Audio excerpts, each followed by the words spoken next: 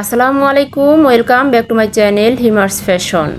আজ আমি আপনাদের মাঝে ব্লাউজ কাটিং নিয়ে চলে এসেছি। আপনারা মনোযোগ সহকারে অবশ্যই আমার ভিডিওটি দেখার চেষ্টা করবেন। তবে চলুন কথা না বাড়িয়ে সম্পূর্ণ ভিডিওটি দেখার চেষ্টা করি। তবে এই যে দেখতে পাচ্ছেন আমি একটি কাপড় নিয়েছি তো ব্লাউজ কাটিং করার জন্য। তবে ব্লাউজ কাটিং অনেকভাবেই অনেক নিয়মে করা যায়, তবে আজকে আমি সহজভাবে আপনাদের দেখানোর চেষ্টা করব। তো এই যে দেখতে পাচ্ছেন আমি দুইটি পার্ট একসাথেই কাটিং করব। আজ আলাদা আলাদাও কাটিং করা যায়। তবে এই যে দেখতে পাচ্ছেন আমি উপরের পার্টটি 1 ইঞ্চি বড় নিয়েছি আর নিচের পার্টটি 1 ইঞ্চি ছোট নিয়েছি। তবে প্রথমে আমি পাশে 12 ইঞ্চি নিয়েছি। গলা আমি 3.25 ইঞ্চি কেটেছি এবং শোল্ডার আমি নিয়েছি 3 ইঞ্চি। তো এরপরে দেখতে পাচ্ছেন আমি গলার শেপটা দেব। গলা আমি সামনের পেছনে উভয় একসাথে কাটিং করতেছি। 4 ইঞ্চি নিচে আমি একটি দাগ টেনে নিয়েছি।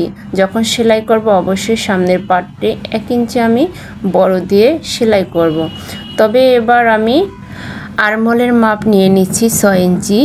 তো 6 ইঞ্চি মাথায় একটি দাগ টেনে নিলাম। তো উপরে সুন্দরভাবে দাগটা টেনে নিচ্ছি আমি। এরপরে কোনাকুনিভাবে আমি 1.5 ইঞ্চির মাথায় একটি দাগ টেনে নিলাম।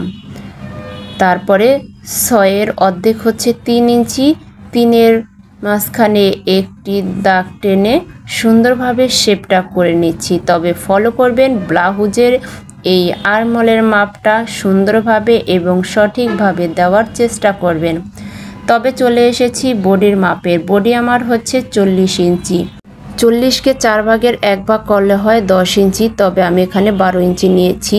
1 ইঞ্চি নিয়েছি সেলাইয়ের জন্য, আর 1 ইঞ্চি নিয়েছি আমি টিকেনের জন্য 1 ইঞ্চি বেশি নেব। তো এবার আমি নিচের কোমরের মাপটি টেনে নেব।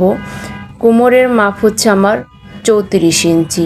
34-এর 4 ভাগের 1 ভাগ করলে হয় 8.5 ইঞ্চি হয়। তবে 8.5 ইঞ্চির বদলে আমি 10.5 ইঞ্চি নিয়েছি, কারণ আমার টিকেনের জন্য 1 ইঞ্চি এবং সেলাইয়ের জন্য 1 ইঞ্চি।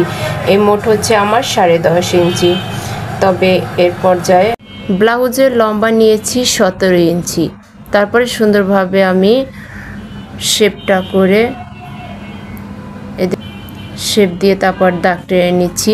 এরপরে আমি 40 ইঞ্চির বোর্ডের জন্য আমার 9 ইঞ্চির মাথায় আমি পুটের মাপটা নিয়ে নিচ্ছি। তবে দেখতে পাচ্ছেন গলার নিচে আমি 4 ইঞ্চির নিচে একটি দাগ টেনে নিয়েছি। তারপর পুটের মাঝখানে আমি ইঞ্চিটা রেখে 2.5 ইঞ্চি করে চারদিকে আমি দাগটা টেনে নিচ্ছি। তবে ফলো করবেন 40 ইঞ্চির বডির জন্য বা 45 বা 43 42-এর জন্য 2.5 ইঞ্চি করে চারদিকে আপনার শেপটা করে নিতে হবে। এই দেখতে পাচ্ছেন চারদিকে আমি দাগটা টেনে নিচ্ছি। নিচে আমি 4.5 ইঞ্চির নিচে একটি দাগটা টেনে উপরের দিকে আমি দাগগুলি টেনে নিচ্ছি। সুন্দরভাবে আমার দাগগুলি দেখা যাচ্ছে না, তারপর আপনার একটু বোঝার চেষ্টা করবেন। তবে এই যে দেখতে পাচ্ছেন আমি সুন্দরভাবে কাটিংটি করে নিতেছি এবার। তো অবশ্যই আপনারা একটু ফলো করবেন, ফলো করলে বুঝতে পারবেন। কাটিংটি করে নেওয়া হচ্ছে আমার। তো এবার আমার এই যে যেই দাগগুলি দিয়েছি দাগের মাথায় মাথায় আমি একটি পয়েন্ট দিয়ে তারপরে আমি চিহ্ন দিয়ে নিচ্ছি। এই যে না কেচির মাথা দিয়ে সুন্দর করে একটু কেটে নিচ্ছি, যাতে আমি চিহ্নগুলি পরে বুঝতে পারি। এই যে আমার সামনের পাটটা কিন্তু একটু বড় আর পেছনের পাটটা ছোট। পেছনের পাটে আমার কাটিংটা যাবে না।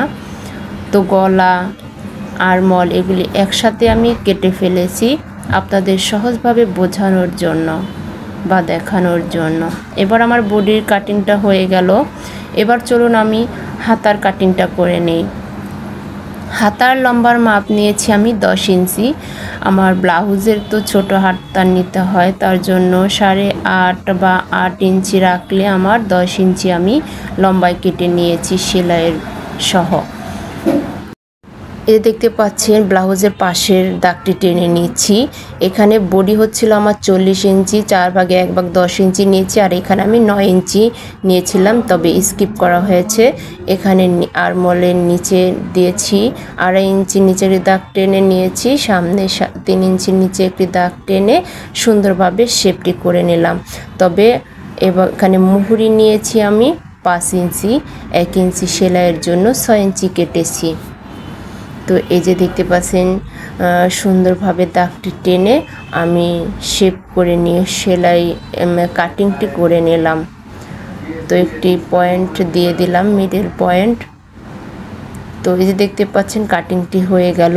এবার আমার ব্লাউজের সে কাপড়গুলো আমি কেটে নিচ্ছি। এটা হচ্ছে আমার বুদামের ঘাইট বানানোর জন্য যে পট্টি লাগবে, সে কাপড়গুলি কেটে নিলাম। তারপর আমি গলার কাটিংটাও করে নিচ্ছি।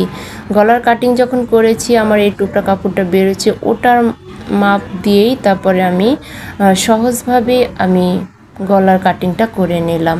তো দেখতেই পাচ্ছেন খুবই সহজভাবে আপনাদের দেখানোর চেষ্টা করছি। যদি ভালো লাগে লাইক দিয়ে পাশে থাকবেন। আল্লাহ হাফেজ।